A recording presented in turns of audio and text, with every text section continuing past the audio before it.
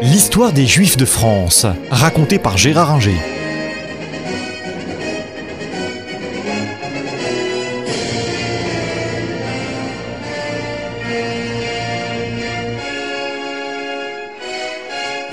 Nous avons vu qu'en 1501, le roi Louis XII expulse les Juifs de Provence, ce qui fait que dans le royaume de France, à cette date, il n'y a plus aucun Juif. Le XVe siècle a été une période où la France a été quasiment Judenrein, sans Juifs, et donc il ne faut pas s'étonner que les Juifs français ne s'intéressent pas plus que ça à la fin de la guerre de Cent Ans, à Jeanne d'Arc et à Louis XI, dans la mesure où ils n'étaient pas là. En 1501, donc, les derniers Juifs sont expulsés de Provence, mais y a-t-il vraiment aucun Juif en France? C'est pas tout à fait vrai. C'est pas tout à fait vrai parce que 1492, vous connaissez la date, c'est non seulement la découverte de l'Amérique par Christophe Colomb, mais c'est l'expulsion par Isabelle la catholique et Ferdinand d'Aragon de la communauté juive espagnole, la plus importante d'Europe. Et cette expulsion, c'est la plus grande catastrophe du judaïsme entre la destruction du temple de Jérusalem et la Shoah. Les Juifs partent pour plusieurs destinations, l'Empire ottoman, l'Italie, le Portugal. Mais au Portugal, il ne reste que 4 ans, puisque en 1496, le roi Manuel Ier les condamne également à l'expulsion. Alors certains vont aux Pays-Bas, d'autres vont en France. Alors ils sont officiellement catholiques, ce sont ce qu'on appelle les nouveaux chrétiens. Et ces nouveaux chrétiens s'installent sur les côtes, quelques-uns à Rouen et à Nantes, mais surtout à Bordeaux et à Bayonne. Quelques-uns vont à l'intérieur des terres, dans des petites villes, à Dax, à Pérorade, et surtout à la Bastide-Clarence.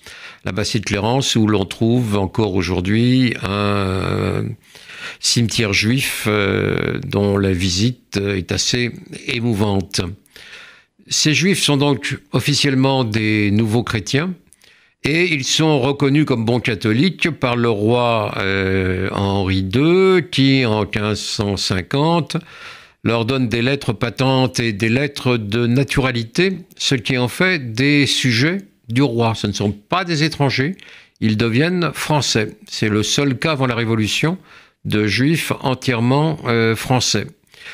La plupart vivent en paix, surtout à Bordeaux. Du côté de Bayonne, c'est plus compliqué parce qu'ils sont obligés de vivre dans un quartier, c'est le quartier de Saint-Esprit, de l'autre côté de l'Adour, et ils sont soumis à certaines brimades, mais globalement, ils vivent bien, ils s'enracinent, et peu à peu, ces maranes, car ce sont des maranes, retournent au judaïsme qu'ils avaient théoriquement abandonné. Ça peut leur valoir des ennuis parce que même si l'Inquisition en France n'est pas équivalente à l'Inquisition espagnole, il y a quand même des cas, et il y a quand même un juif qui est brûlé en 1512 à Toulouse.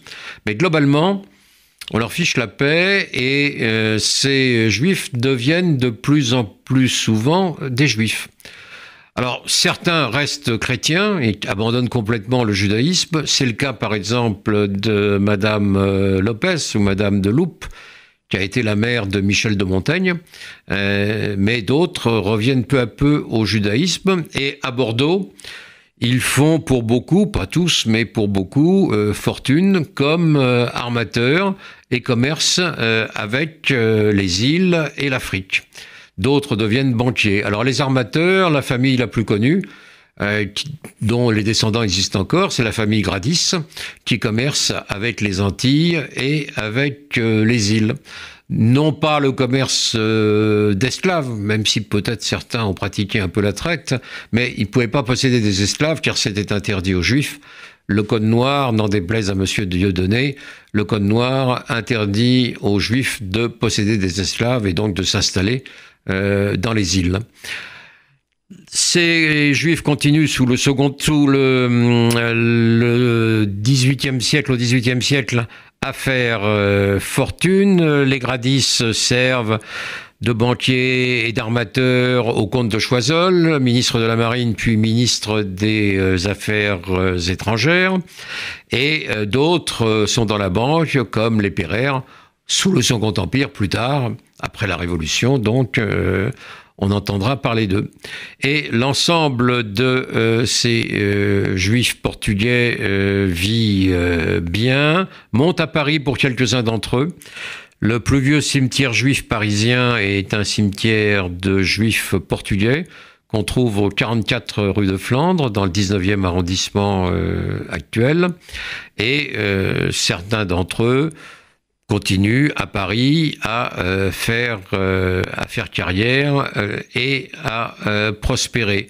En 1723, les lettres patentes sont à nouveau données à c'est plus des nouveaux chrétiens, ce sont vraiment des juifs. Pour ceux qui l'ont souhaité retourner au judaïsme, on les a laissés. Et donc, malgré cela, on leur permet de non seulement pratiquer leur judaïsme, mais d'être sujets du roi de France. Et l'ensemble de ces sujets vont envoyer aux États généraux un cahier de doléances, comme tous les sujets du roi, en 1789, et ils sont conscients de la place spécifique qu'ils ont en France en tant que juifs, puisque les autres juifs du royaume ne sont pas reconnus comme français. Et naturellement, ils méprisent gentiment l'ensemble des autres juifs et se considèrent comme très différents d'eux. Ils pratiquent les mariages entre eux, ne se mêlent pas aux juifs de Lorraine, d'Alsace ou du comtat venessin, dont on va parler par ailleurs. Et donc, c'est une réussite quasi totale d'intégration dans la communauté française, même si ils ne sont à la veille de la Révolution que quelques milliers à peine. Para que me parió madre, para que me parió a me pariera y me moriera y no sabiera el askerli, no sabiera el askerli, la pasejo la maima la mehmetoti, o la mutelo la leche, lihiot hayat turki,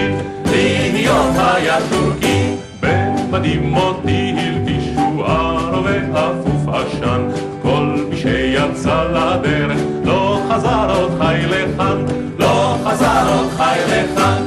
Para que me parió madre, para que me parió a me pariera y me muriera y no sabiera el askerli, no sabiera el askerli.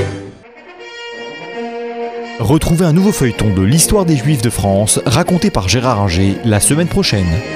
Si vous avez des questions à poser sur le contenu de ces émissions, n'hésitez pas, posez-les sur la page Facebook de RCJ et j'essaierai, dans toute la mesure du possible, d'y répondre. Merci beaucoup.